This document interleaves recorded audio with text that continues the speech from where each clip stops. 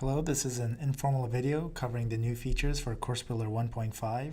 So we're not going to cover any new features that's not already covered in the release notes and the documentation. We can now record activity events into the data store, and that's false by default. You can also record component events into the data store, and that is also false by default. For 1.5, we can now also have, for those instances that are running multiple courses, you have the ability to have one student, the same student profile, be shared across all the courses. We also have this new page, a new setting called Course Explorer. So for those instances that have multiple courses, now at the root, if you turn this on now at the root URL, you can have a listing of all your courses. So let's see what we see at the root right now. And for me, it should be the default power searching with Google Course because I did not change it. And indeed, that's what it is. So now let's go and turn on the Course Explorer. I created multiple empty courses here.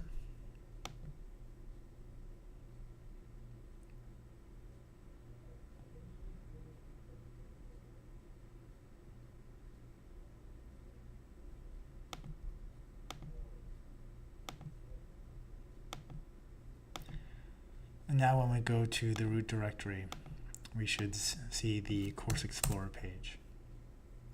And here they are. So we have the default power searching course plus my two empty courses.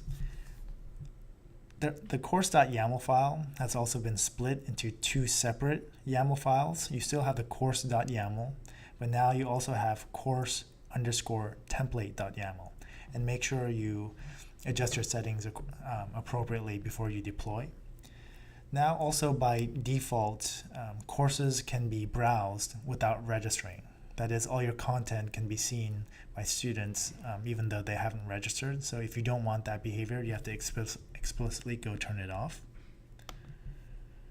Also in 1.5, there's a new question model, a new way to author questions. I won't go to this in detail because there's a separate video on it.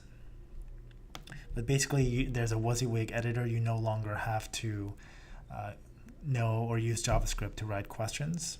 And every new question you make is put into this question bank.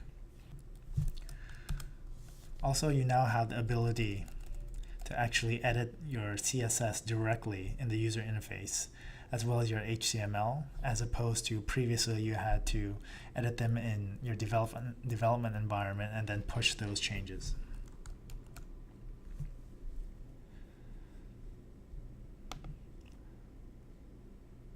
Also now the icon or the logo goes directly to the home page or the course syllabus page.